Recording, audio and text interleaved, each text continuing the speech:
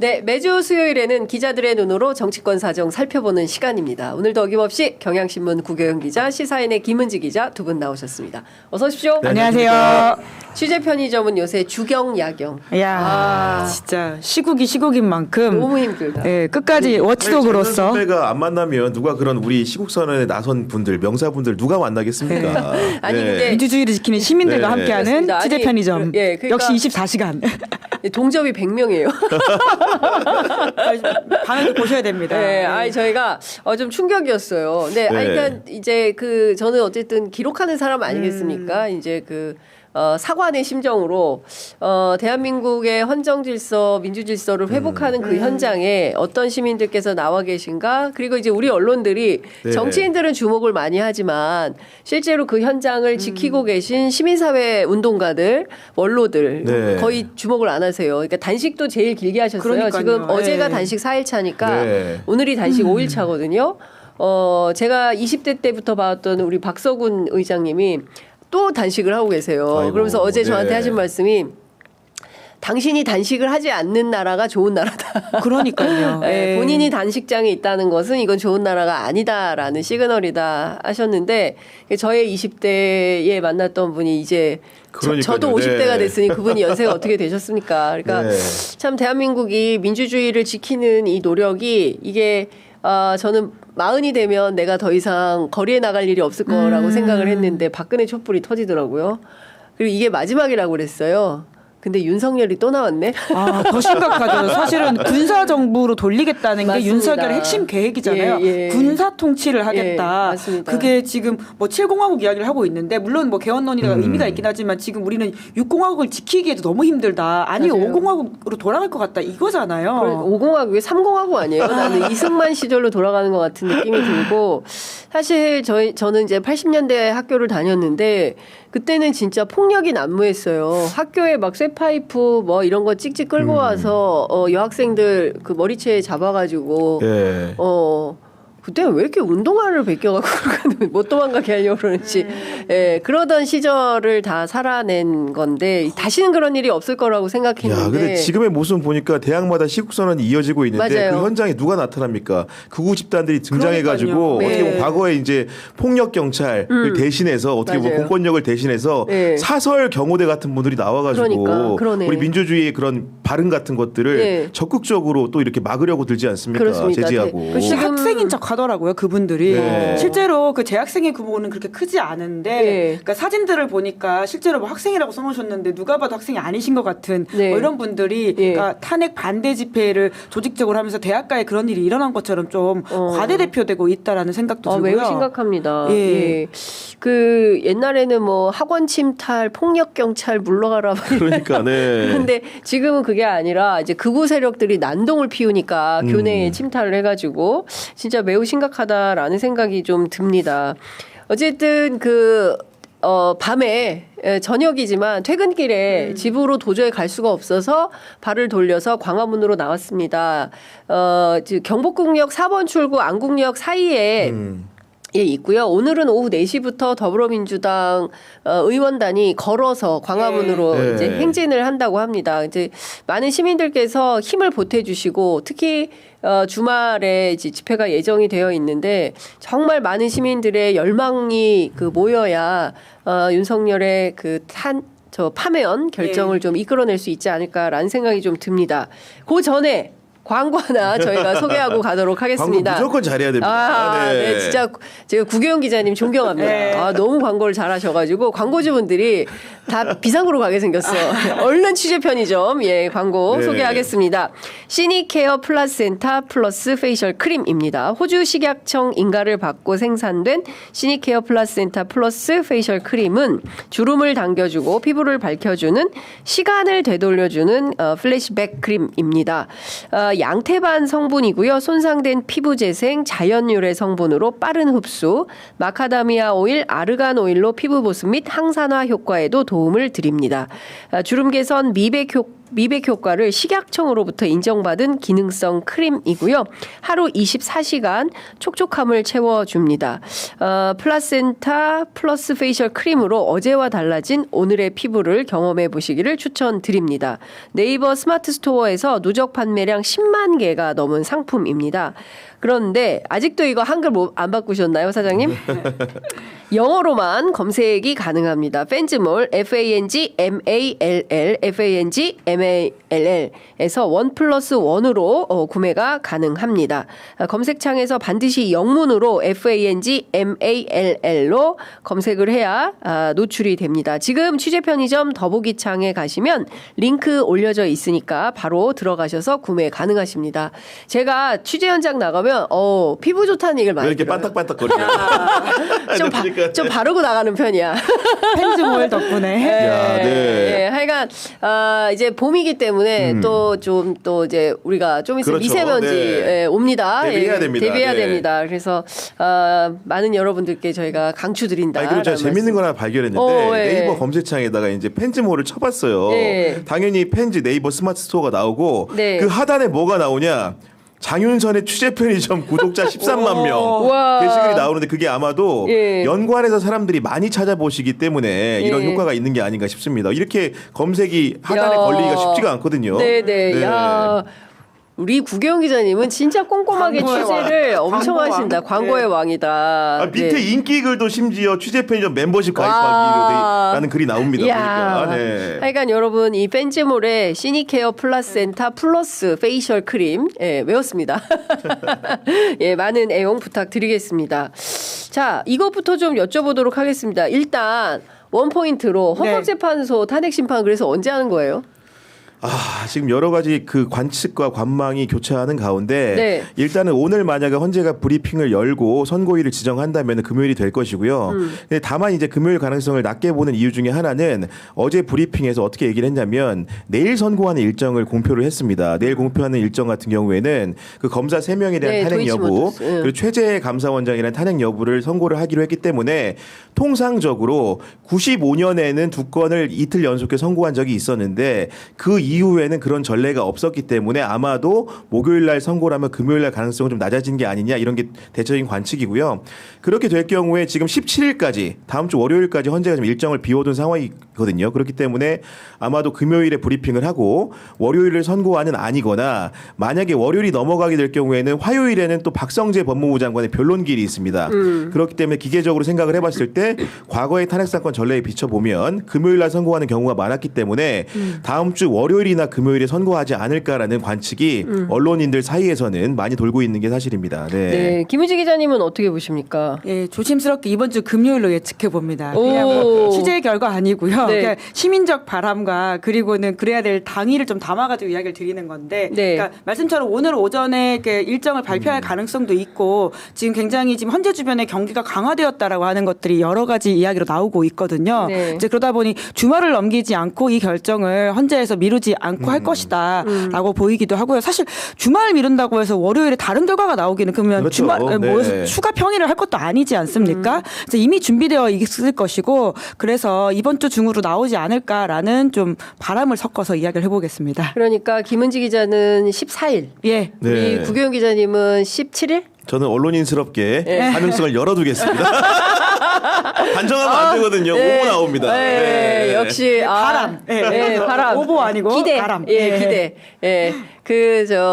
알려졌다, 전해졌다, 확인됐다. 이 네. 차이를 제가 지금 현장에서 느끼는 것 같습니다. 근데 지금은 진짜 아무도 모르는 것 같고요. 그렇습니다. 왜냐하면 헌재가 정말 철저하게 보안을 유지하고 있기 때문에 네. 어떤 상황을 우리가 지금 이제 유추하거나 추측, 과거의 전례를 빌어서 네. 볼 뿐이지 정말 알고 있는 사람은 없다 이렇게 좀 봐야 될 것 같긴 합니다. 그 용산에서도 헌재가 안 뚫려서 걱정이다라는 소문이 이렇게 돌고 있어요. 그러니까 무슨 얘기냐면 헌법재판소가 어쨌든 이 역사적인 그 판결 아니겠습니까? 그리고 45년 만에 대한민국의 국회를 계엄군이 침탈한 것은 우리 역사상 처음입니다.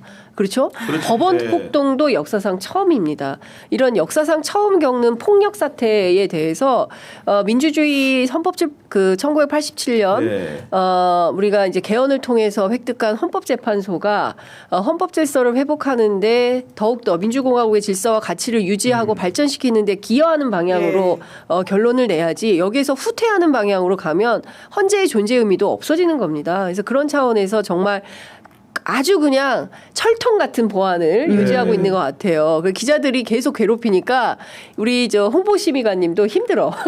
그리고 그 철통 같은 보안이라는 게 빈말이 아닌 것이 일단은 헌재 선고라는 변론길이 끝났기 때문에 평의를 재판관들이 하고 평결을 해서 표결을 한 다음에 선고를 하는 절차를 가지고 있는데 평의하는 장소에 도감청 시스템이 설치돼 있어가지고 아무도 이렇게 함부로 정보를 알아볼 수 없게 해두고 있는 것이고 귀대기 이런 거 안 되는 겁니다. 기자 옛날에 하듯이. 옛날에 귀대기 많이 했는데. 그런 거 헌재 문 앞에 된다고 이렇게 들리지도 않는 상황인 거고 그런 상황인 것이고 보태서 말씀을 드리면은 결국은 이제 아까 말했던 것처럼 굉장히 경찰의 경호라는 것도 빽빽하게 진행이 되고 있기 때문에 외부인의 침입 같은 경우에도 굉장히 한정적으로 제한이 돼 있고 지금 헌재를 상대로 한 여러 가지 테러 위협이 발생하고 있기 때문에 그런 상황적 맥락을 방지하기 위해서 뭐 택배 출입이나 이런 것들도 단속을 철저하게 한다고 하고 있거든요. 그렇기 때문에 이런 정보가 새어나오기가 쉽지 않기 때문에 이런 부유하는 얘기들이 많은 것 같습니다. 그렇군요.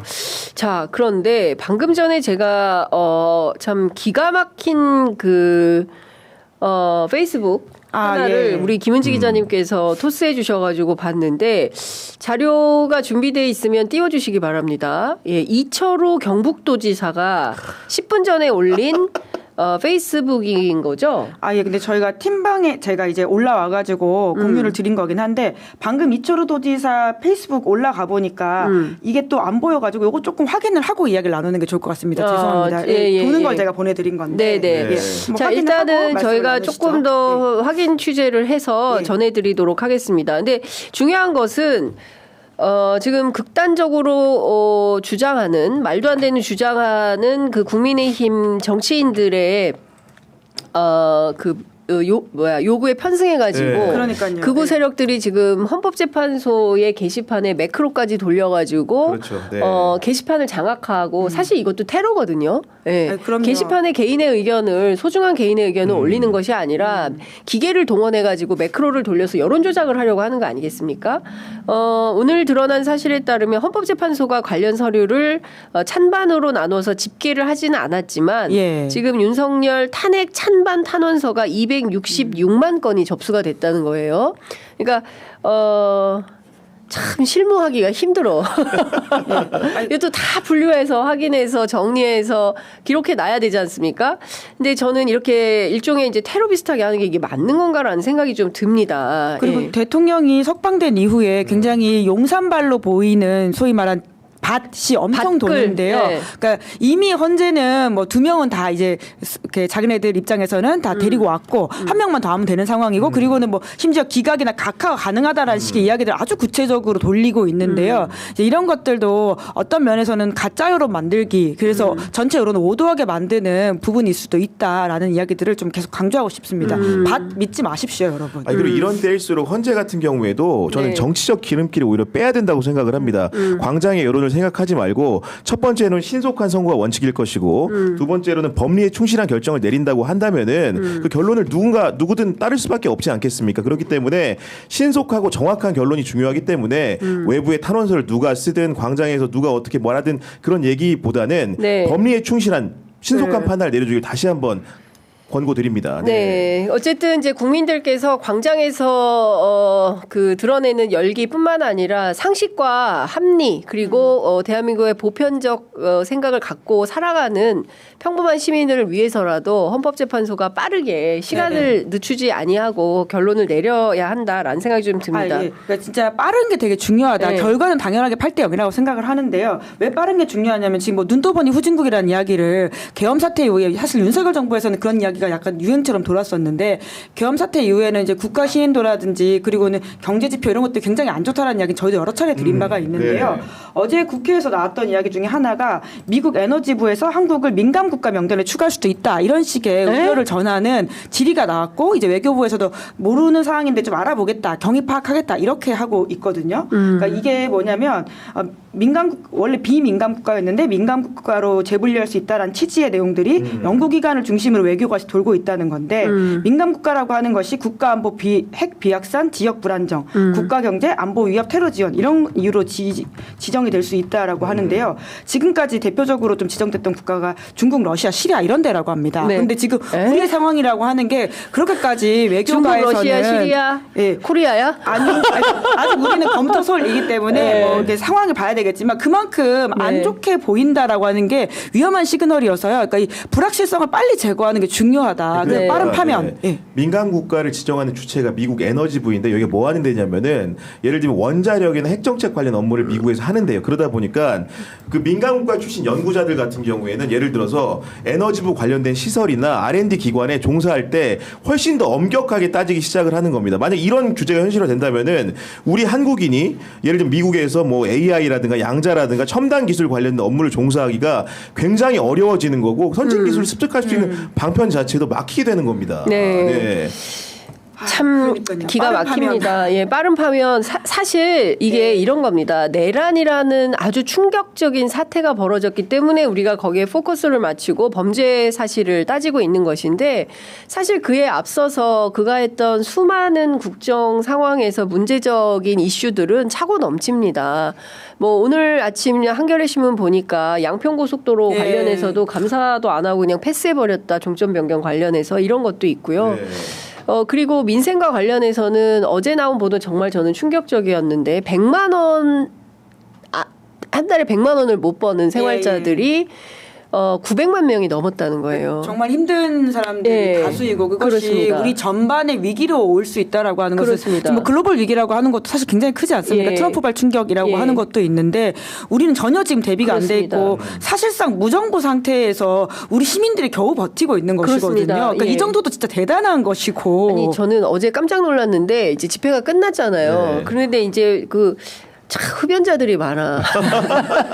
근데 담배 피시고 꽁초 자기 주머니에 넣어 가셔야 됩니다. 그런데 담배 피시고 바닥에 버리셔가지고 그게 너무 많은 거예요. 그래서 저는 분명히 저것도 누가 문제 삼을 거다 했거든요. 자원봉사자들이 그걸 다 줍고 있어. 쓰레기 봉투 사가지고 자원봉사자들이 그걸 다 줍고 계시거든요. 근데 애청자분들 가운데 집회 많이 나오시죠. 담배 태우시고 자기 주머니에 넣어갑시다. 자원봉사자들이 너무 힘들어요. 근데 저는 또 놀란 게 세상에 그걸 싹 치우네. 대한민국 이런 사람들이에요. 그러니까 지금 윤석열 정권이 엉망진창으로 정부 운영을 해도 이만큼 버티고 있는 겁니다. 정말 죽을 힘을 다해서 시민들의 힘으로 이거를 버텨나가는 것이다. 이제 그걸 좀 알아야 되겠다라는 생각을 좀 하고, 저희가 막 윤석열 구속 취소 사태에 올인하고 있는 사이에 시사인은 또 창원에 가서 단독을 하고 왔어요. 야. 나는 전화 통화만 하고. 보니까 그 주고받은 대화 캡처 이미지가 280장. 야, 진짜 한 장만 주지. 이원지 기자 저희도 한 장만 주세요. 공개하기 전에 좀 이렇게 같이 좀 씁시다. 뭐 다음 주에도 뭐 조금 나눠서. 시사인 부자다. 280장을 거머쥔 시사인 특종 얘기를 좀 해보도록 하겠습니다. 김건희 씨가 명태균 씨와 나눈 메시지 원본을 대거 공개를 한 겁니다. 그 얘기를 조금 들어보면 좋을 것 같아요. 이게 실제로 어떤 내용들이 다 담겨져 있는지 설명을 좀 해주기 너무 많아가지고 그러니까 사진을 하면서 하나씩 보면서 넘어가야 될 것 같아요. 저 지금 저희가 커버 스토리에 공개한 사진인데요.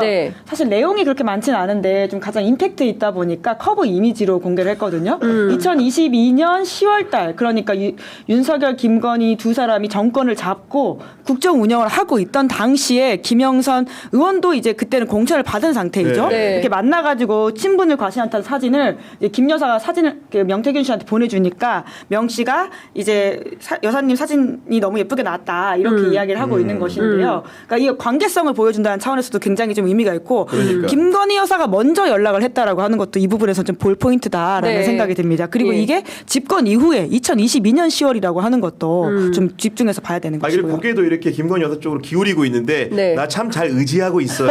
이렇게 좀 약간 느껴져. 보여지는 측면이 없지 않거든요. 네. 손도 꽉 쥐고 있고. 예, 네. 예, 그러네요. 네. 그러니까 저렇게 공천 거래를 입증할 만한 네. 예, 하나의 사진, 상징적인 사진이 공개되었다. 저런 사진, 저 사진 한 번도 못 본 사진이에요. 그러니까요. 예, 저 네. 사진이 공개가 되었고 다음 사진 좀 준비되어 있는 거 보여주시면 저희가 또 네, 저건 카톡입니다. 네, 사실 내용으로서는 조금 공개된 바가 있는 부분들인 것 같긴 한데요. 네. 그럼에도 불구하고 소위 말하는 이제 김건희 체를 우리가 또 이해할 수 있는 부분이라고 맞아요. 볼 수도 있는 것 같고요. 근데 띄어쓰기를 이상하게 맞춤표를 이상한 데다 찍어요. 말이. 그러니까요. 예. 그러니까 89년 맞춤법 통일한 이후에 저렇게 쓰는 사람 처음 봤어요. 이게 래퍼들이 일부러 끊어할 때 이렇게 운율을 맞추기 위해서 이렇게 하는 래퍼인가? 느낌인데 약간 느낌에 이렇게 쉼표를 잘 네. 남발하는 게 네. 뭔가 좀 운치 있게 보이려고 그러나 보니까 네. 선지인 사용해가지고는 이걸 잘 이용을 못하면 저렇게 자동으로 점이 생긴다고 해요. 저희 이제 MZ 세대의 후배들 말에 따르면 이제 그래서 이제 그렇게 그걸 이제 신경 쓰지 않고 이제 쓰다 보면 저런 행태가 나오는 것 같아요. 사실 소위 말하는 저 김건희 여사체라고 하는 것은 예. 최재형 목사와의 문자 주고받으면서도 그렇죠. 굉장히 잘 드러나 있잖아요. 네네. 철자를 잘 지키지 못하고 맞춤법이 맞지 않는 데다가 네. 그러니까 뭔가 점이 계속 찍혀가지고 읽기 어려운. 아니 근데 네. 그런 부분이 있을 것 같아요. 예를 들면 문자를 보내는 행태를 보면은 권력 관계를 알 수가 있는데 예를 들어서 우리가 내가 존경하는 교수님한테 문자를 보낸다고 생각할 때 네. 이런 쉼표나 아니면 마침표가 있다고 하면 지우고 보냅니까 아니면 그대로 보냅니까? 그렇네요. 당연히 네. 그렇게 보내는 건데 김건희 여사가 최재형 목사와의 관계, 명태균 씨의 관계에서 이렇게 문자를 보냈다는 거는 나보다는 아래로 생각한다는 얘기로 보여집니다. 사실은. 네. 그리고 이제 저기 2021년 대선 경선 과정에서 김건희, 명태균의 카톡인데요. 네. 그러니까 그 당시에 이제 막 정치 참여 선언을 한 이제 윤석열에 대해서 다양한 정책 조언들을 이제 명태균이라고 하는 사람이 뒷배에서 해줬던 것으로 보이고 하지만 그게 이제 윤석열이 아니라 김건희한테 했다라고 하는 것도 좀 집중해서 봐야 될 부분인 건데요. 네. 이때 이제 이준석과의 관계에서 일종의 거강꾼 역할을 했던 것이 명태균 그러니까, 씨로 네. 보이고 보면 굉장히 이제 둘 사이의 갈등 그리고 만나고 근데 비공개 만남이었는데 이게 왜 언론에 나왔냐라는 식의 항의를 윤석열 쪽에서 그러니까 계속 이준석에 대한 불신을 쌓아갈 그렇지, 때였거든요. 그래서 결국 그게 2022년에 이제 소위 말하는 그 축출 사태 이후에 양도구육이라고 하면서 기자회견하는 눈물의 기자회견으로까지 이어지는 상황인데 저런 것들을 명태균 씨한테 항의를 하고 이후에 또 다른 카톡이 있는데요. 네. 보면 그 다음 거 보여주시죠. 예. 그 이제 명태균 씨가 이제 자기가 이준석 집에 가고 있다라고 하면서 어떻게 달래는지에 대한 이야기가 참 재밌는데요. 네. 총장님 댁에서 나와서 이준석 대표한테 다음 대통령 꼭 만들어 줄 테니까 이번에는 윤석열 총장님 대통령 만들자고 둘이 손잡고 3번이나 약속했습니다.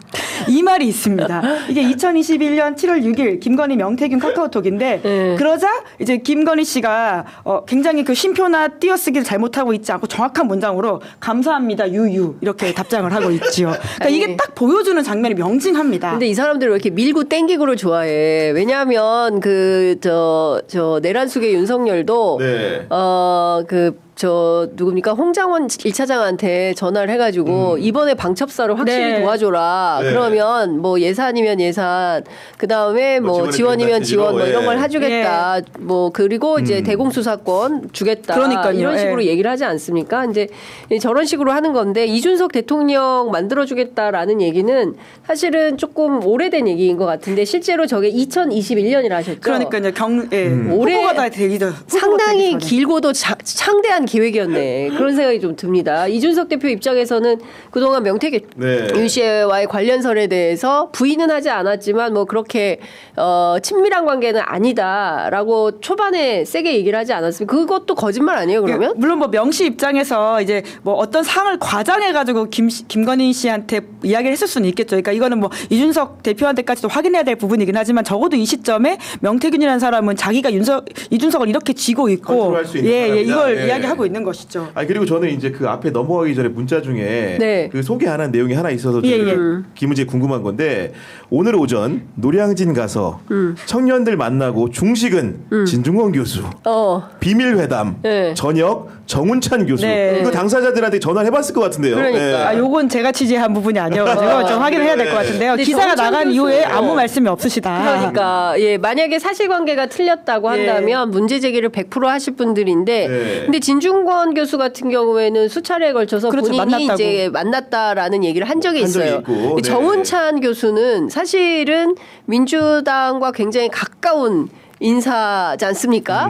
네. 예, 근데 또 뭐 이명박 정부에서 총리를 했던 바도 있고 뭐 그렇기 때문에 네. 예, 그러니까 이 당시에 굉장히 근데 이런 일정을 왜 명태균과 공유를 했을까라고 하는 것도 그러니까 윤석열이 그 당시에 막 정치 참여 선언을 6월 29일 하고 누굴 만나는지가 일거수일투족 정말 큰 관심이었던 사안이거든요. 네. 근데 명태균한테 이런 비공개 일정을 알려준다? 아니, 그러니까 네. 심지어 본인 표현도 김건희 여사 그 표현도 비밀 회담이라고 하지 않습니까? 그러니까. 그런 내용들을 명태균 씨에게 공유한다는 것은 김건희와 명태균의 관계라는 것이 얼마나 네. 신뢰관계, 상호 신뢰관계였는지를 보여주는 대목이라고 생각을 합니다. 네. 그러니까 그 전략가였던 거예요. 소위 그럼요. 예, 그러니까 네. 윤석열 캠프의 전략가는 명태균이었다. 그리고 명태균 대표를 통해서 저는 그것도 그 얘기 이따가 하시겠지만 뭐 반사체 발광체 예. 이게 사실은 명태균의 워딩이었던 거 아닙니까? 그러니까요. 사실 이거는 굉장히 기가 막힌 그러니까 좋은 의미에서 예. 그러니까 굉장히 좀 맞아요. 예. 허를 잘해준 거죠. 찌르는 메시지이거든요. 예. 그러니까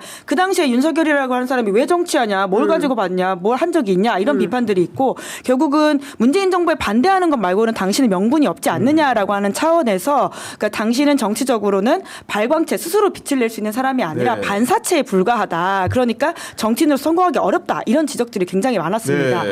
윤 대통령으로서도 그 당시에는 굉장히 이게 아픈 지적이거든요. 네. 이제 그러다 보니까 여기에 대한 반박 논리를 명태균 씨가 그대로 만들어준 것인데 이 논리가 꽤 그럴싸해요. 국민이 발광체라니까. 네. 네. 그러니까 모든 정치인은 국민 뜻 잘 받드는 반사체다라고 말하면서 원래 정치는 다 반사체에 불과해라는 식의 이야기를 하니까 정말 7월 1일에 채널A 단독 보도로 윤 대통령이 지인들한테 이런 말을 했다 이렇게 흘리는 보도가 나오거든요. 네. 그러니까 네. 그러니까 이게 명태균이라고 하는 사람이 쉽게 볼 수 없는 존재다라고 하는 것들이 있고요. 네. 그 대선 경선에서 그 경남 일정을 짜주는 것도 보면 굉장히 정치적인 전문성 그리고 식견이 있어 보인다라고 하는 게 꽤 있습니다.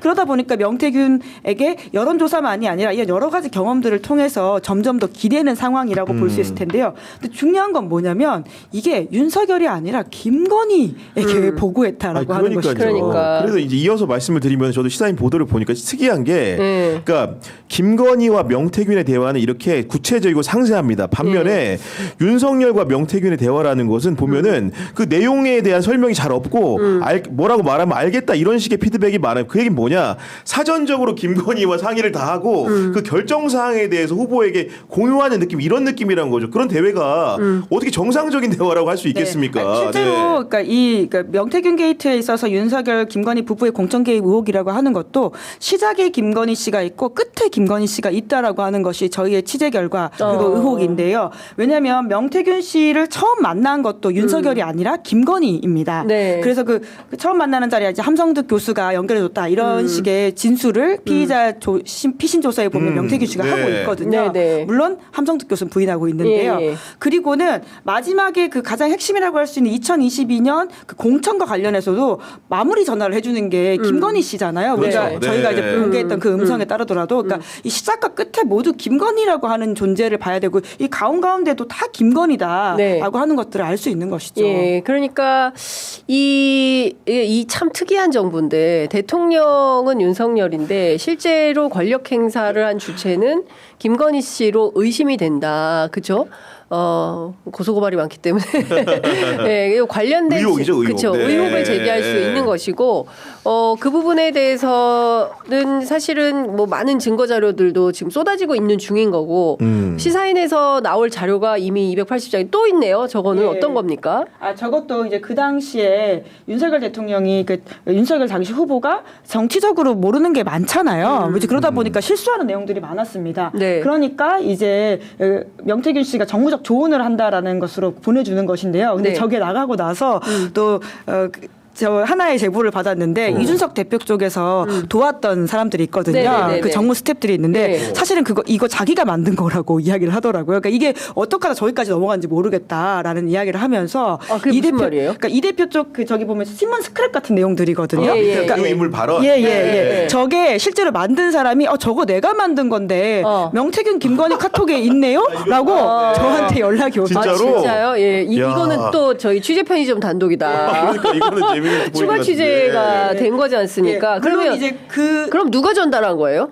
그거 이제 중간 통로를 이제 네, 모르는 알 수가 거죠. 없는 네. 상황인 건데. 그러니까 뭐 이를테면 근데 적어도 그분은 명태균한테 보낸 적은 없다고 없다. 합니다. 네. 그러면은 그분은 이준석 대표에게 줬겠죠. 그렇지 않겠습니까? 뭐 그 당시에 그럼 여러 거기에서 명한테 이제 보냈던 것 같긴 했겠죠. 한데요. 아무래도 네. 그 정무팀에서 일을 했던 정무팀 관계자 중에 누구 하나가 명태균하고 가까울 수 있으니 명태균 씨에게 보냈을 네. 수는 있겠네요. 네네. 여튼 그 당시에 뭐 그러니까 이준석 짐작되는 사람이 여러 명인데 예, 그 중에 한 명. 그러니까 당시 상황이 뭐냐면은 윤석열 후보가 부산에 갔는데 그게 이제 87년 6월 항쟁 그 기념 조형물을 보고선 이제 말을 하기를 79년 부마 항쟁이냐 이렇게 말을 잘못한 거예요. 그러니까 명태균 씨 입장에서는 앞으로는 역사적 전적지를 갈 때는 좀 공부를 하고 가는 게 좋겠다라는 취지의 답을 한 걸로 보입니다. 그렇지 않습니까? 네. 정확히는 정무는 아니고 아무튼 이준석 대표 쪽 스텝이라고 하겠습니다. 네. 그 댓글창에 오늘 뭐 겸공에서 뉴스타파 봉지욱 기자가 헌재 판결 도중 윤석열이 갑자기 하야 선언할 수도 있지 않을까 뭐 이런 얘기를 했다고 그게 실제로 가능한 일인지 법꾸라지들이 어떤 일을 벌일지 몰라서 너무 불안하다. 이 연거퍼서 몇 개의 댓글을 보내주고 계시는데요. 그거는 어떻게 생각하세요?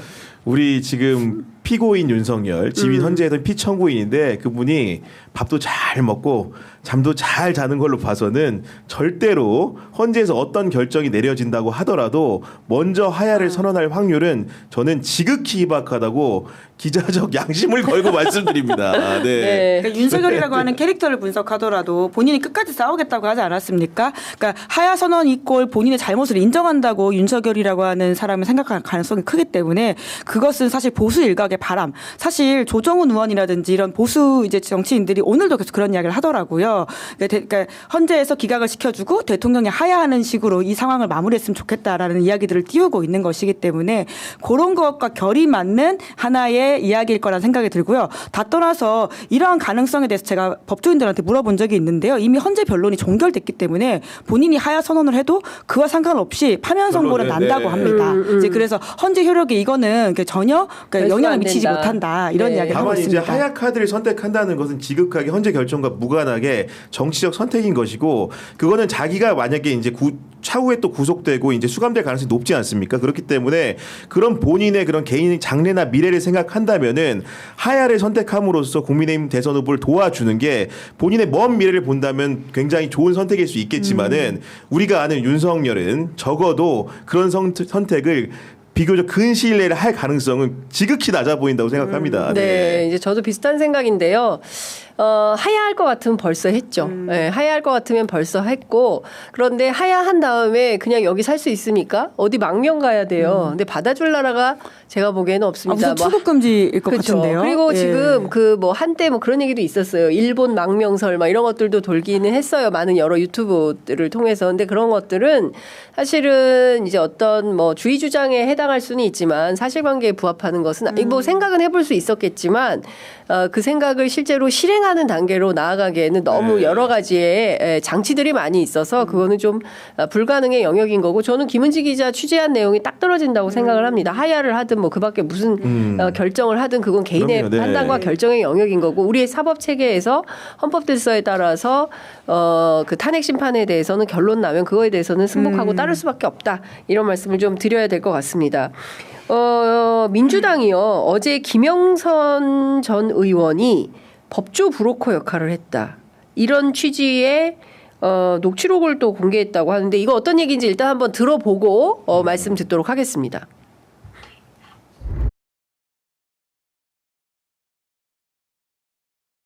서울의 그 유명 그 대법관 그 법관도 옛날에 그 했던 그 저 뭐야 법무법인들 그 이름 딱 넣어갖고 첨부해갖고 판사들 압박하고 명수 선수 아이가 그래갖고 그 잡혀간 놈들 무죄로 풀리라게 하고 그런 거 아이가. 그럼 김영선이 왜냐면 다 자기 그거거든 서울법대. 그러면 정치권에서 영양 판사 헌법재판소 대법원 판사들도 다 정치권에 의해서 자기들이 운명이 갈려지더라 아이가. 그건 누가 있노? 김영선밖에 없었잖아. 그래서 이 판사에 영향을 직접적으로 줄 수 있는 사람들 있잖아. 섭외를 해요 저 사람은. 저 판사에 대해서 김영선이가 분석을 해요. 그래갖고 거기에 맞게끔 저 사람 사법연수원 동기가 누군지 걔한테 영향을 미치는 누군지 그리고 사람이라서 판사도 사람이라서 전화 한 통 딱 집어넣잖아. 그러면 어디서 전화 왔는가에 따라서 막 정리해. 그럴 수밖에 없더라고. 인간이기 때문에. 지금 사실 그 국민들께서 상당히 크게 공분을 느끼고 있는 대목이 윤석열의 구속 취소 사태 아니겠습니까? 그리고 구속 취소를 법원이 결정했다 하더라도 검찰이 즉시 항고를 그러니까요. 통해서 예. 즉시 항고가 안 되면 보통 항고를 통해서라도 다퉈야 되는데 전혀 그거를 하지 않고 결국은 의도적으로 내란숙의 윤석열을 풀어주기 위하여 구속 취소라는 트랙을 밟은 거 아니냐. 그런데 거기에 소위 얘기하는 그 법조 카르텔, 보수적인 법조 카르텔이 움직인 거 아니냐. MBC 뉴스의 단독 보도를 통해서 검찰 동호회는 그거 퇴직자 모임이고 검사들 모임이고 예, 네. 뭐 검찰과 관계가 없다라고 했지만 본인이 현직 검찰 시절에 수차례 참석을 했던 게 확인이 좀 되었고 그리고 거기서 얘기하는 감사의 영역이라는 게 도대체 무슨 내용이냐 이런 비판도 있는 거 아니겠습니까? 그런 차원에서 맥락을 이해하면 명태균 씨의 주장이 결국에는 서울법대 카르텔을 얘기하고 있는 거 아닌가요? 그러니까 결국은 아까 말씀해 주신 것처럼 검찰 동호회가 그 윤석열이라는 사람의 그 석방 청원에 동참을 했고요. 그 결과의 영향인지는 모르겠으나 실제로 법원의 구속 취소로 이어졌고 검찰 같은 경우에는 항고라는 제도를 선택을 하지 않음으로써 어떻게 동조하는 입장을 보였기 때문에 이게 결국은 법조계에 있는 여러 가지 전관 카르텔이라는 것이 존재하는 게 아니냐, 최소한 영향력을 행사하는 게 아니냐라는 얘기가 나오는 것이고 그와 비견할 수 있는 부분이라는 것이 명태균 씨 같은 경우에도 저 때가 보면은 이제 김영선 그 의원 같은 경우에 재보선을 통해서 아마도 등판한 상황 같은데 그런 상황에서 주변인들한테 이제 법조인 출신인 김영선의 위력을 과시하는 거 아니지 않습니까? 그러면서 이제 마치 이제 유죄를 무죄로 만들 수 있다는 식으로 설명을 하는 건데 그런 사법에 대한 팽배한 불신 같은 것들이 명태균의 케이스에서도 보이는 것이고 윤석열의 케이스에서도 보인다. 결국 그 문제를 해결하기 위해서 어떤 해법을 찾아야 될까 이런 근본적 물음을 주는 부분이라고 생각을 합니다. 네. 네, 이제 어제 MBC 같은 경우에도 그러니까 다양한 단독 보도를 또 내놨는데, 그러니까 이 심우정 검찰총장이 신야의 대검 수뇌부 회의 하지 않았습니까? 네. 여기서도 그러니까 즉시 항고했던 사례들을 그 보고를 했다라고 하는 거예요. 심지어 이제 3건이나 된다라고 맞아요. 하는데 그럼에도 불구하고 그런 결정을 했다라고 하는 알고 것은 한 거예요. 그러니까요. 그러니까 이게 정말 말이 안 된다라고 하는 것이고요. 뿐만 아니라 뭐 지기현 부장판사 같은 경우에도 해설서에 이미 본인이 써놨다라고 하는 것들이 있지 않습니까? 이에 대해서도 MBC가 직접 지기현 부장한테 물어봤다라고 하던데 본인의 해명은 그 부분은 내가 안 썼다라고 하는 것인데요. 네. 여튼 이제 공저로 이름을 올리고 있는 상황인데 좀 무책임한 답이 아닌가라는 생각이 듭니다. 예. 아니 공동 바이라인 기사 들어갔을 때 그거 책임 없습니까? 네. 다 사실은 그 책임을 같이 진단하는 차원에서 올라가는 것이잖아요. 네. 네. 그러니까 뭐 의심하고 싶지는 않습니다만 의심이 돼요. 예, 그리고 평생 법으로 먹고 산 사람들이고 이른바 이제 구속 취소와 구속형 집행 정지와 뭐 이런 거 구분하지 못할 사람들이 아니에요. 다만 국민들은 몰라요. 구속 취소의 사유와 뭐 위헌이라며 뭐 이런 그게 뭐 식으로 위헌이라며 주장하는 위헌이어서 거죠. 그랬다는 거잖아. 다른 건데, 뭐 이렇게 충분히. 왜냐하면 예. 그걸 검찰총장 입으로 얘기를 했기 때문에 그런데 그것은 형 집행 정지와 구속 취소하고는 전혀 다른 별건의 사유임에도 마치 그것이 비슷하거나 같은 일인 것처럼 섞어서 얘기를 네. 하기 때문에 이 또한 법 기술이 들어간 거다. 이제 이렇게 볼 수밖에 없는 거 아니겠습니까? 네, 그럼 사실 그리고 재심 사건이라고 하는 것은 이미 과거사 사건에서 문제적이었고 판사들이 판단해봤을 때 이거는 사실상 무죄를 줘야 되기 때문에 재심을 하라라고 결정하는 그렇죠. 것들이거든요. 예, 예. 근데 검사들 하는 행태 보십시오. 끝까지 이제 항소해가지고는 이거 다투게 해가지고 시간을 끌어서 그 유족들한테 정신적 고통을 주는 상황인데 네. 이 사건에서는 유달리 예. 아무것도 하지 않는다는 게 그렇습니다. 얼마나 우습습니까? 아니, 그러니까 제가 뭐 이래요. 그러니까 검판사들하고는 웬만하면은 다투지 마라.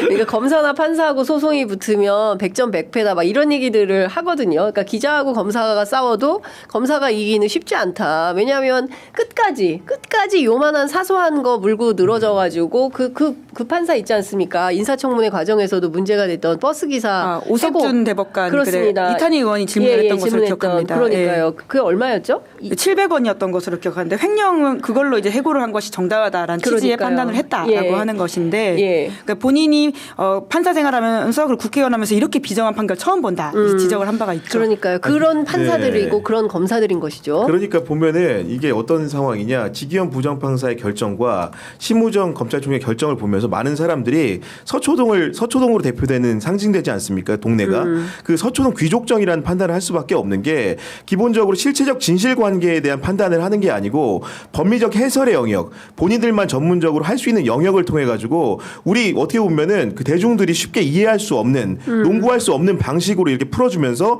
합리화를 시키는 겁니다. 이런 부분들에 대해서 동의하기 어려우면서도 법리적으로 딱히 반박할 수가 없는 이런 내용들을 공개하는 것 자체가 굉장히 이런 민주주의가 아니고 제도적 설계 자체가 사법 판단이 귀족적인 행태로 이행이 되고 있다. 이런 생각이 좀 드는 겁니다. 네. 네. 이제 구독자분들 진짜 현명하신 게 제가 700원 잘못 이야기했는데 800원이라고 다 댓글 달아주십니다. 400원 두 번이었다라고 예, 하시는데 예. 죄송합니다. 제가 100원을 깎았습니다. 예, 800원이었다. 예, 바로 잡겠습니다. 감사합니다. 그러니까 네. 진짜 이렇게 집단지성이 바로바로 네. 발현되는 그러니까 저도 방송 똑바로 해야 되겠습니다. 팩트 체크 잘못하면 댓글창에서 바로 네. 야단을 네, 맞습니다. 고맙습니다. 자, 그런데 이제 저희가 요거는 잠깐 좀 지적을 하고 넘어가야 될 것 같은데 앞서 우리 김은지 기자께서 확인을 좀 해주신 거예요. 그 준비된 화면을 좀 이철우 경북도지사 페이스북 관련된 것을 준비된 화면을 좀 올려주시면 좋을 것 같은데 그 몇 시에 올린지는 모르겠지만 지금 캡처된 그 페이스북 글은 10분 전에 올린 겁니다. 윤석열 대통령 각하 부르기 운동을 합시다. 우리나라는 대통령 호칭할 때 각하라고 하였다가 김영삼 대통령 시절부터 각하라는 호칭을 사용하지 않고 대통령님으로 부르기 시작했다. 이승만, 윤보선, 박정희, 최기화, 전두환, 노태우 모두 각하라고 불렀고 김영삼, 김대중, 노무현, 이명박, 박근혜, 문재인은 대통령님으로 호칭을 했다. 예, 윤석열 대통령도 대통령님으로 불렀으나 지금은 엄중한 시기로 탄핵이 각하되도록 뜻은 달라도 의미 같은 각하라고 부르는 운동을 벌여서 탄핵이 각하되도록 하는 간절한 바람이 이걸 읽어야 되나 싶네요. 제가 좀 우리 생방송 중에 몇 가지 갈래로 체크를 해보니까 이철우 경북도지사가 이걸 올렸다가 내렸다는 겁니다. 네, 올렸다가 문제가 될 것 같으니까 중간에 내린 것 같아요. 그렇지만 이제 기자들은 취재를 하니까 이렇게 네. 반듯하게 바로 캡처가 바로 예. 도는 상황인 건데 황당하네요. 그러니까 원래 박정희 대통령이 그 집권을 하면서 네. 그러니까 영어로 이제 미스터 프레지던트라 그러잖아요. 그걸 이제 각하라는 표현으로 해서 자기만 각하라고 부르게 한 겁니다. 원래 통상적인 의미로는 예를 들면 총리도 각하라고 부를 수 있고 예를 들면 국정원장도 각하라고 부를 수 있는데 그 표현을 어떻게 보면 독재자가 선취한 거예요. 그런 상황이었는데 그걸 문민정부가 들어서고 김영삼 대통령이 취임을 하면서 취임과 동시에 각하라는 표현을 쓰지 못하게 한 겁니다. 그럼 어떤 겁니까? 각하라는 용어는 적어도 한국이란 역사적 맥락 속에서는 권위주의의 산물인 거고 군사 독재의 산물인 겁니다. 아무리 뭐 윤석열 각하, 헌재에서 각하한다고 유머러스하게 표현했을지라도 그 각하라는 말을 다시 쓰자는 것은 정말로 이제 그 시기로 다시 돌아가자. 그리고 우리 각하가 어떤 걸 하려고 했습니까? 친위 쿠데타를 일으켜가지고 장기 집권을 꿈꿨다는 정황들이 노상원의 수첩을 통해서 드러나는 상황 아닙니까? 이런 상황에서 각하라는 얘기를 다시 불러와서 아무리 장난스럽게 표현했다지만 이렇게 한다? 용납이 안 되는 상황인 겁니다. 그렇습니다. 그러니까 시계를 지금 군사 독재 시절로 돌리자는 주장을 하는 거예요. 그리고 그 시절에서 살아보겠다. 그리고 이철우 지사 같은 사람은 그런 세상이 되면 자신은 잘 먹고 잘 살 수 있다고 믿을지 모르겠으나 독재자에게 그런 건 없습니다. 예? 자기도 대상이 될 수 있는 거예요. 그런데도 저런 허무맹랑한 주장을 하고 오죽하면 주변에서 내리라고 해서 내린 것 같은데 빠른 파면, 예, 그러니까 진짜 빠른 파면만이 답이다. 왜냐하면 그러니까, 더 이상 파면. 이런 이야기가 나오지 않는. 여기서 하나 정해. 빠파. 예, 예. 바게트 상향. 그럼 파리 바게트잖아. 예, 약간 빠바. 앞뒤가 너희는 달라요. 빠바, 우리는 빠파. 예, 근데 진짜 빠른 파면만이 답이다. 네. 그러니까 헌재가 사실 이미 충분히 수기하고 논의했다라는 생각이 들거든요. 네. 그리고 우리가 다 보지 않았습니까? 그리고는 5가지 사유 중에 하나만이라도 되더라도 이미 파면은 된다라고 하는 것이 기정사실이기 때문에 그러니까 빨리 파면해서 더 이상의 이런 공론장에 이상한 소리가 좀 나오지 않게 해야 된다. 사실 이런 이야기를 하시는 국민의힘에 이런 분들 지금 꽤 많은데요. 그러니까 결국은 본인의 향후 스케줄을 염두에 두고 하는 것에 불과하거든요. 진짜 윤 대통령 생각해서 하는 말도 아니라고 저는 봅니다. 본인들의 정치적 스케줄 그리고는 강성 지지층한테 등을 엎어가지고는 무언가를 더 해보겠다라고 하는 하는 속내라고 보이기 때문에 이거 더 못하게 하는 게 국민의힘이 이후에 중도에게까지도 뭔가 어필할 수 있는 정당이 되려면 끊어내야 됩니다. 예, 빠른 파면 빠파. 이철우 지사도 지금 저기 그 대선 출마한다는 거잖아요. 그러니까 그런 지금 이야기가 돌고 있고요. 실제로 보면 이제 무슨 잠룡 주자로 꼽히는 기사들이 꽤 나오는 상황이어서 그러니까 컷오프 된다고 하더라도 우선 뛰어본다라고 하는 것들이 지금 이철우 도지사만의 뭐 이렇게 만약에 그렇다고 한다면 생각이 아니라 많은 국민의힘 주자들의 생각인 것 같아요. 왜냐하면 지금 빈 공간이라고 생각하는 것 같거든요. 국민의힘 지금 무주공산이기 때문에 나도 뛰어본다. 빠파. 별로 나오시네요. 네, 오늘의 키워드는 빠파로 하겠습니다. 자, 또 하나 좀 여쭤보도록 해야 될 게 아까 이제 저희가 다시 280개 단독으로 돌아가가지고 이태원 참사 국조특위위원을 명태균 명태균 씨가 추천한 것도 있습니까? 그러니까 저희가 요거는 카톡용으로 아직 공개는 하진 않았는데 요 내용이 있거든요. 그러니까 사실 12구 이제 이태원 참사라고 하는 게 얼마나 정부 입장에서도 큰 책임을 느끼고 이에 대한 중요한 대응. 사실 지금까지도 그걸 못하고 있다 보니까 유가족들의 마음을 어루만지지 못하고 그분들이 여전히 굉장히 소외되어 있는 상황이지 않습니까? 그런데 이때 2022년 11월 24일에 김건희 여사가 명태균 씨한테 이제 어쩌면 좋을까요? 이 상태에서 어떻게 하는 게 좋을지 의견 주세요. 이렇게 물어봅니다. 그러니까 그러자 명태균 씨 답장이 국정조사위원으로 당내 의사조율과 전투력 그리고 언론 플레이에 능한 정점식, 배현진, 송원석과 같은 사람을 배치해야 합니다. 이렇게 이야기를 하는 것인데요. 이제 이날이 국회에서 12구 이태원 참사 진상규명을 위한 국정조사 계획서를 통과시킨 날이거든요. 그러니까 조언을 구했고 추천을 한 것으로 보이는데 물론 확인해 보니까 이 사람들이 실제 되지는 않았습니다. 이제 그럼에도 불구하고 이 논의를 하는 주체 김건희, 명태균이 두 사람 모두 이 사안에서는 아무 관련성이 없고 논의를 하면 안 되는 사람들이거든요. 그런데 이 이태원 참사와 같은 아주 중요한 국정의 현안에 대해서 둘이 이런 이야기를 주고받았다고 하는 것이 좀 참담하다라는 생각이 듭니다. 그러니까 진짜 다종다기한 방법으로 기괴한 방법으로 국정농단을 한 것입니다. 누가? 김건희 씨가. 그리고 그 관련된 마각은 이제 조만간 다 드러나게 되어 있다. 그러나 지금 한남동 관저에서 두 사람은 52일 만에 감옥에서 나왔기 때문에 어떻게든 이 상태가 유지되기 위해서 온갖 잔꾀를 다 부릴 것이다. 그러니까 절차적 하자면 절차적 하자. 그 밖에 그 어떤 것들도 하여간 버티고 뭐 자기에게 유리한 것으로만 해석해가지고 법기술을 부릴 생각을 하고 있지 않을까라는 생각을 좀 들어요. 근데 여기에서 건강한 사법 세력이 확실하게 끊어내는 노력을 해주지 않으면 대한민국의 질서가 안 잡힙니다. 그러니까 이거는 진짜 진보 보수를 떠나서 상식과 합리가 통용이 돼야 될 거 아니겠습니까? 그렇죠. 그리고 이제 저는 이제 그 기사 중에서 또 제가 재밌게 본 대목 같은 경우에는 그 윤석열 당시 후보 시절에 부동시 문제와 그 도리도리 그 태도 문제 가지고 명태균 씨가 조언했다는 얘기는 있었는데 그 구체적인 내용이 기사를 통해서 나온 거예요. 그렇죠. 어떤 거냐? 그 고성국 TV에서 이제 그 부동시의 원인으로 의거하여서 도리도리 하는 것 같다면서 의사의 그런 전문가의 얘기를 한번 전달해 줬는데 알고 보니까 명태균 씨가 고성국 박사가 저를 안과 의사라고 설명하네요. 킥킥킥 보내니까 그 당시 윤석열 후보가 오키 의사가 명박사예요. 이랬더니 명 씨는 네 접니다.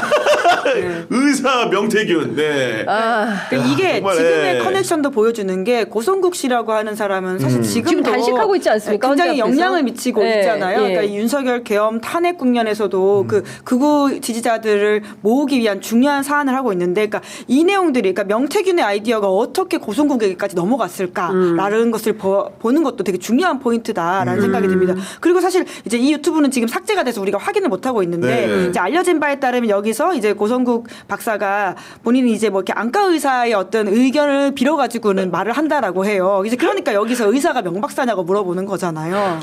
그러니까 참 황당하죠. 그러니까 이제 아까도 얘기했지만 이 커넥션이 어마어마한 커넥션이 있는 겁니다. 그러니까 그러니까 지금 잘 생각해 보면 대한민국의 법조 카르텔이 있고 이 법조 카르텔은 진짜 71년 사법 역사에서 서울법대 엘리트들을 중심으로 해서 이 법조 카르텔이 존재하는 거고 이제 그걸 좀 넓히면 경기고 서울법대가 되는 거겠죠. 이 카르텔이 있고 여기하고 연동되어서 소위 얘기하는 대한민국의 기득권 카르텔이 있는 것이고 이거에 확장돼서 뉴라이트 그리고 심지어 보수 유튜버까지도 네. 연계가 된 겁니다. 이렇게 확산되는 역할을 한 게 윤석열 정권인 거고 이렇게 극우의 역사를 끊임없이 이어가고 있는 거다. 그러니까 분단 사회를 끊임없이 악용하면서 이거를 좀 분단 사회의 질곡을 어떻게 하면 우리 역사가 잘 넘어가서 자유롭고 평화로운 한반도를 만들 것인지에 대한 어떤 총론적 총체적 고민 없이 그냥 이 안에서 자기 기득권들 악의 다툼을 하면서 이러는 거 아니겠습니까? 아까 그 이철우 경북지사만 하더라도 평생 국정원 사람 아니에요. 예?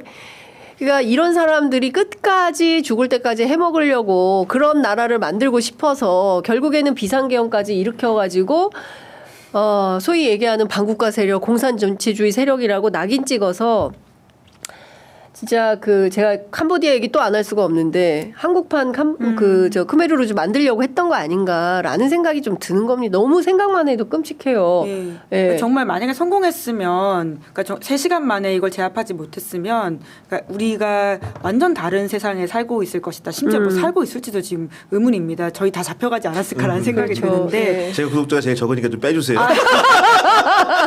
야, 끝까지. 단전 단수 당한 회사에 계시면서. 거기 우리는 단전 단수는 아니야. 여기 단전 단수인데. 예. 예, 심지어 어제 나온 경향신문 보도 보니까 헌재 도면까지도 기원군이 그러니까요. 요청했다는 네. 것이잖아요. 그러니까 예. 생각보다 굉장히 꼼꼼하게 준비를 했고 아직까지도 우리가 이 내란의 전모를 다 확인하지 못했다라는 생각이 들어요. 왜냐하면 막혀있는 수사가 있기 때문인 것인데 정말 알고 있는 것은 아주 일부에 불과하고 겨우 들킨 게 그 정도다라고 하는 경각심을 가질 필요가 있다는 생각이 듭니다. 그렇습니다. 그러니까 지금 아직 내란이 끝나지 않았다라는 말씀을 계속 드리면서 저희들이 이 사태를 예의주시하면서 광장으로도 시민들이 많이 모여주시고 그리고 시민들의 단합된 단결된 의견들이 분출할 때 헌법재판소도 이게 사실 여론의 압박을 받을 수밖에 없는 것이거든요. 실제로 박근혜 국정농단 사태 때도 당시에 1,700만이 넘는 시민들이 매주 주말을 반납하고 토요일 집회를 열었습니다. 이제 그런 여론이 압박이 되어서 결국에는 8대0 파면 결정을 내리는 거였는데 이번에도 마찬가지 결정을 내리기 위해서는 깨어있는 시민들의 정말 굳건한 연대가 있지 않고서는 이 국면을 돌파하기가 매우 어려울 것 같다. 저는 다 떠나서 진보 보수도 다 떠나서 그냥 상식만 좀 해보게 되고 좋을 것 같아요. 예. 네. 아니 2024년에 전쟁도 안 난 나라에서 군인이 무장 안 한 시민한테 총 겨누는 게 옳나요? 그러니까 이 심플한 이야기를 가지고 우리가 이렇게 다퉈야 되는지가 전 좀 그리고 사실 그걸 지켜본 모든 국민이 피해자잖아요. 네, 그렇습니다. 예. 진짜 정말 이해할 수가 없는데 사실 국회에서 다 떠나서 좀 지금 심우정 탄핵 필요한 거 아니냐, 직위원 탄핵 필요한 거 아니냐. 근데 오늘 경향신문 보도를 보니까 좀 늦출 것 같더라고요. 일단은 네. 윤석열 선고에 집중을 하고 이후에 좀 살펴본다, 좀 이런 트랙인 것 같은데 관련해서 오늘 아침에 더불어민주당 우상호 전 원내대표가 네. 심우정 탄핵 반대 입장을 밝혔어요. 심우정 탄핵은 안 된다. 위헌이 아닌 잔머리를 굴린 것에 해당하기 때문에 저도 분노한다. 그러나 이것은 탄핵할 사안이 아니고 탄핵은 위헌 위법해야 하는데 이 사람은 법률 위반이 아니라 잔수를 두고 잔머리를 굴린 것이다. 가져가면 탄핵 심판으로 기각이 된다. 냉정해야 된다. 이제 이런 주장을 했습니다. 네. 위헌 위법이 없습니까? 제가 사실은 오늘 아침에 김현정의 뉴스쇼 방송을 우상호 전 원내대표가 나온 방송을 들었는데 이게 예를 들면 우상호 전 원내대표가 두괄식으로 심우정 탄핵 반대다 이렇게 얘기한 게 아니에요. 기본적으로 당연히 이제 정서상으로는 네. 심우정의 죄책이 많이 있지만은 기본적으로 법원의 결정에 대해서 승복하는 형태를 취했고 그게 일종의 법 기술에 해당하기 때문에 헌재 탄핵 심판을 청구를 하더라도 아마 법원의 의탁한 결정이었다. 법원의 결정을 따르는 것이라는 논리를 쓸 경우에는 아마도 위헌적인 행태라고 판정을 하기가 어렵지 않겠느냐. 그렇기 때문에 실질적으로 탄핵을 지금 청구하기보다는 것보다는 일단은 선고에 힘을 모아야 된다는 취지로 이런 얘기를 했는데 네. 언론에서는 아무래도 이제 그 찬반의 의견을 다루다 보니까 반대라는데 이제 주제어를 잡아 쓴 것 같은데 제가 들은 부분은 그런 부분을 얘기했다는 말씀을 좀 드려야 될 것 같습니다. 네, 그렇군요. 우상호 변호인은 아닙니다. 뭐 거의 고정 출연하고 이러는 거 아니죠? 저희 방송 한 번 나오셨거든요. 김은지 더 많이 나왔어요. 저희 거에 제일 자주 모셨습니다. 예.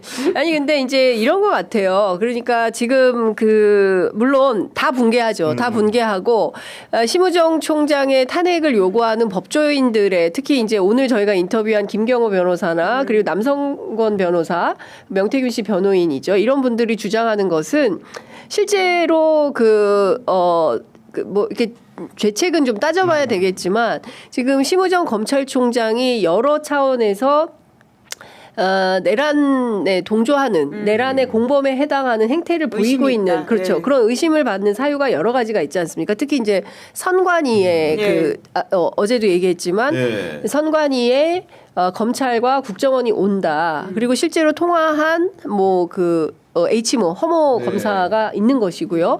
그리고 한밤에 통화했는데 안부 인사를 나눴다는 거잖아요. 새벽 3시에 이해할 수 없는 그런 주장들이 하나 있는 것이고.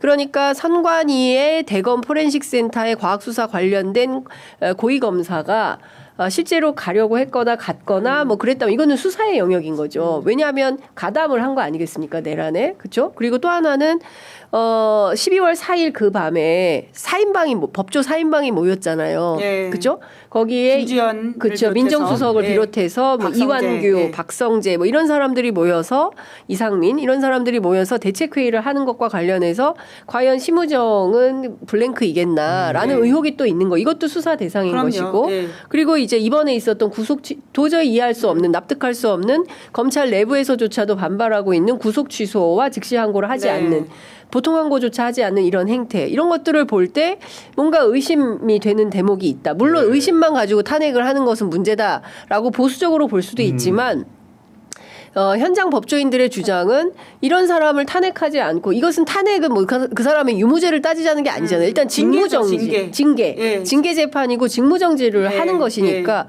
어쨌든 그 탄핵 선고와 파면으로 가는 길에서 방해 요소가 될 만한 길이 있다면 그 길목은 차단하는 것이 옳은 거 아니냐라는 차원의 접근 아니겠습니까? 네, 그런데 이제 결론은 또 빠른 파면 이야기를 할 수밖에 없는데요. 오늘 빠파. 왜냐면 지금 지난주부터 공무원 조직들이 흔들리기 시작하면서 갑자기 양심 선언과 고백들이 줄줄이 나오고 있거든요. 그러니까 지난주에 금감원의 삼부토건 사건에 대한 발표 같은 경우에도 그렇고 발표까지는 아니지만 이제 인정을 한 상황이죠. 그리고는 이제 그 민원사주 관련해 가지고 방심위에서 양심 고백이 나온다든지 이런 것들이 다 연장선에 저는 있다고 보는데요. 그러니까 빠른 파면만 되고 나면 이 공무원 조직에서는 충분히 바뀌어가지고는 이 사안에 대해서도 이야기가 나올 거라고 봅니다. 물론 이제 와가지고 이야기하는 거 굉장히 비겁하다라고 충분히 지적할 수 있는데요. 이제 그럼에도 불구하고 이 파면이 됨으로써 꼭지가 따지면 정리가 되는 게 정말 많거든요. 아마 그런 차원에서 민주당의 전략상의 고민인 것 같긴 한데요. 이제 그럼에도 불구하고 그러니까 이 정도 검찰한테 책임을 못 묻는다면 어떻게 해야 되지라고 하는 좀 생각은 드는 게 있고요. 다만 파면 이후의 행보로서 좀 고민할 필요는 있다. 왜냐하면 지금은 정말 이 윤석열 파면이라고 하는 거 정말 중요한 과제이기 때문에 여기 좀 먼저 집중해야 된다. 뭐 이건 좀 동의하는 저는 편입니다. 하나 보태면은 이거는 좀 제도적으로 완비했으면 좋겠는 게 지금 그 피고인 윤석열도 절차적 정의를 주장하면서 예를 들면 자기가 구속 취소와 석방을 이끌어내지 않았습니까? 그런 정도의 보장이라고 한다면은 이런 중요한 결정을 내린 사람들이 어떤 얘기를 했는지 정도는 우리 국민들이 알아야 된다고 생각합니다.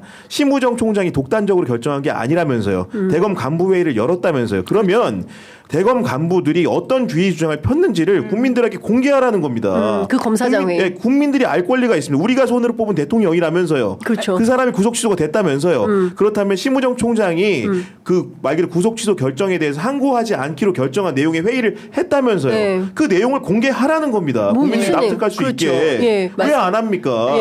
심지어 검사장 회의도 아니에요. 그 윤석열 간부회의. 대통령에 대한 구속영장 청구를 할 때는 그러니까 구속할 때만 하더라도 그 검사장 회의를 기소할 했거든요. 때, 기소할 때. 기소할 때. 근데 이번에는 검사장 회의라는 것도 아니고 그냥 대검 간부회의라는 식으로 해가지고 사실상 그 내용에 대해서 진짜 어떤 의견이 있었는지 누가 모인 거예요? 왜냐면 누구누구 모인 거예요? 통상 누구누구 모였는지 제가 정확히는 모르겠지만 제가 이제 추정을 가지고 설명을 좀 드리면은 검사장 회의를 해서 한번 쓴맛을 보지 않았습니까? 왜냐면 박세현 특수본부장이 검찰총장이 나왔잖아요. 네. 생각보다 유려하게 네. 확신을 가지고 왜 구속 기소해야 되는지를 설명을 잘했기 때문에 거기 있는 사람들이 설복이 된 겁니다. 그런 상황을 한번 겪었잖아요. 네. 그러니까 기소가 그냥 된 거 아닙니까? 네, 네. 풀어주지 않고 네. 이론이 조금 있었을 수 있겠지만은 그런 상황을 가지고 법원에서 구속 취소 결정을 내리니까 만약에 검사장 회의를 열게 되면 또? 항고를 해야 된다는 특수본의 의견을 또 들어야 되는 상황이 있을 수 있고 다양한 주체들이 나와서 의견을 낼 수가 있으니 총장 직할 하에서 가장 편의적으로 빠르게 내 의견을 관철시킬 수 있는 방법이 무엇이었을까? 저는 그게 대검 간부 회의였다고 봅니다. 그렇기 때문에 검사장 회의를 하지 않고 간부 회의를 열었다고 저는 생각을 하고 있는 것이고 그렇다면 대검 간부 회의에서 총장 혼자만 이렇게 얘기한 것인지 다양한 간부들이 전례를 들어서 사례 보고를 하고 실제로 과거에도 항고한 전례가 있다고 얘기를 하고 실질적인 토론과 토의가 있었는지 우리가 앞에 대통령 계엄 국무회의가 왜 문제라고 합니까? 실질성을 다투지 않습니까? 그러면 대검의 간부에 이렇게 중요한 의사결정을 하면서 실질적인 토의와 토론이 있었는지를 우리 국민들이 알 권리가 있다는 겁니다. 왜 그걸 얘기해 주지 않습니까? 네. 우리 구교영 중요한 기자 부분을, 대검 네. 다시 출입해야 될 것 같아요. 마칠 시간이 다 된 것 같네요. 눈이 침침해 갑자기 지금 열변을 또 했더니 지금 아니 근데 진짜 날카로운 네. 질문 현장에서 해야 돼요. 네, 아니 이런 질문을 기자들이 해야 되는 거고 이런 내용을 취재해서 보도해야 됩니다. 그래서 대검이 꼼짝 못하게 압박을 해야 되는 거죠. 당신들 회의했어? 누가 참석했어? 몇 시부터 몇 시까지 회의했고 어디서 했고 무슨 내용이야? 네. 이거 확인해 줘. 그리고 그런 내용도 최소한 확인해 주지 아니하고 회의록은 없냐? 예, 네. 그렇죠. 회의록이 있냐 없냐 이것도 물어봐야 되는 거죠. 그리고 결정을 어떻게 한 거야? 누가 그냥 뭐 총장이 직권으로 그냥 해버리면 되는 거야? 이건 아니지 않냐? 라는 질문을 대형도 직권으로 대통령이 그럼 해버리죠 그냥. 뭐 그냥. 그러니까요. 네, 예를 들면 네. 질문하는 기자 이정주라도 네. 보낼까? 아니 이런 겁니다. 각자 다종다기한 직업의 영역이 있고 그 직업에서 자기 역할을 충실히 할 때 대한민국 민주공화국은 잘 굴러가는 거예요. 기자들은 질문을 하고 그 답변 받아서 보도를 하고 이해할 수 있는지 없는지 납득과 판단은 국민들이 하는 거고 네네. 심우정 총장이 왕이 아니잖아요. 자기 멋대로 결정하고 문제 없어 탄핵 사유도 아니야라고 자기가 어떻게 결정을 합니까? 그리고 위헌인지 아닌지는 제가 어제 그 정치비상구에서도 말씀드렸지만 법원이 할 일이지 자기가 판단할 일이 법원은 아니지 않습니까? 문제가 아니에요. 예, 네. 그걸 왜 자기가 판단을 합니까? 그러니까 이 있을 수 없는 일을 벌여놓고 그것에 대해서 수습이 안 되니까 황당무계한 논리로 법기술을 부려서 넘어가려고 하는데 대한민국 국민들이 이제 다 똑똑합니다. 다 찾아봅니다. 형사소송법 다 보고요. 예, 그리고 구속 절차 어떻게 되는지 다 찾아보고 검찰은 계산이 틀리지만 국민은 계산이 틀리지 않아요. 다 따져서 도표 만들어서 공유하고 있습니다. 이런 대한민국에서 끊임없이 헌정 질서를 뒤흔들고 패퇴시키려고 하면 그 자체로 심판받아 마땅하다. 저는 탄핵이 맞을 것 같은데 예, 탄핵이 맞다고 봅니다. 네. 자, 이거 시간 끝으로 하나만 전하겠습니다. 오늘 준비한 걸 다 못했는데 김상욱 의원이 윤석열 탄핵이 기각되면 본인은 죽을 때까지 단식 투쟁을 하겠다. 아이고. 라는 선언을 했습니다. 네, 그러니까 진짜 그 뭐라고 할까요? 그러니까 절박함을 담아가지고 이야기하는 거네요. 그러니까 아마 보통의 시민들 다 그 정도의 절박함이 있으실 거라고 보고요. 그나마 이제 오늘 계속 빠른 파면 이야기하는 입장에서 그러니까 기대를 좀 할 만한 보도를 마지막으로 좀 소개를 드리면 머니투데이가 9시 이제 반 정도에 보도한 단독인데 경찰에서 14일 가용 경력을 파악했다라고 합니다. 금요일인데. 네, 이제 어제 오후 5시쯤에 각 시도 경찰청 및 일선서에다가 14일에 가용한 경력이 얼마나 되는지 파악하라고 지시했다라고 하는 것인데 이제 이러한 것들을 통해서 물론 14일부터 시작해서 쭉 이제 뭐 여러 가지 상황을 염두에 두는 거라고 볼 수는 있을 텐데요. 이제 14일이라고 하는 날짜가 많은 분들이 금요일을 기대하고 있으니까 혹시라도 그날 헌재 선고가 있을 수도 있지 않을까라는 좀 기대를 한 스푼 더해보는 보도라고 볼 수 있을 것 같습니다. 수미일간 14일 밀고 있어요. 이게 저의 예측이 아니라 진짜 나라를 위해서 주말을 넘어가면 너무 좀 혼란이 더 커질 것 같습니다. 주말에 집회가 어마어마할 것 같습니다. 예, 양측 아까 제가 266만 건 말씀드렸죠. 그런 것처럼 모든 시민들이 그리고 뭐 똑같은 말을 계속 반복하게 됩니다. 벌써 100일이에요. 100일 동안 똑같은 얘기를 하고 있는데 오늘이 100일이더라고요. 계엄 선포 100일 날. 100일이에요. 예. 근데 윤석열 내란 수계는 이 거리를 활보할 수 있는 상황이 되었죠. 김치찌개 먹고 토리 끌어안고 예, 그것만 하고 있진 않겠죠. 전화통에 불도 나겠죠. 네, 참 참담하지만 그래도 역사는 한 발 한 발 진일보한다고 생각을 하고요. 그 길에 저희 취재 편의점 그리고 정치비상구 김은지의 뉴스인 모두 한 발 한 발 함께 걸어 나간다는 말씀 좀 드리겠습니다. 오늘도 저희들이 현장을 놓치지 않고 꼼꼼하게 여러분들께 현장 소식을 전해드리도록 하겠습니다. 장윤선의 취재 편의점 요새 구독 좋아요가 살짝 침체기여서 예, 구독 좋아요 알림 설정 빠른 파면 원하시는 분들은 예. 당장 구독을 누르시라, 예. 좋아요를 누르시라 이렇게 예. 하시면 빠파로 마무리할까? 예, 빠른 파면을 기원하면서 빠파로 인사하겠습니다. 빠파! 예, 빠른 파면 빠파. 예, 빨리 해. 빠파 두부. 두부 먹으란 얘기입니다 네, 지금. 예, 알겠습니다. 그러니까, 네, 오늘 두 분 말씀 잘 들었습니다. 고맙습니다. 감사합니다. 네.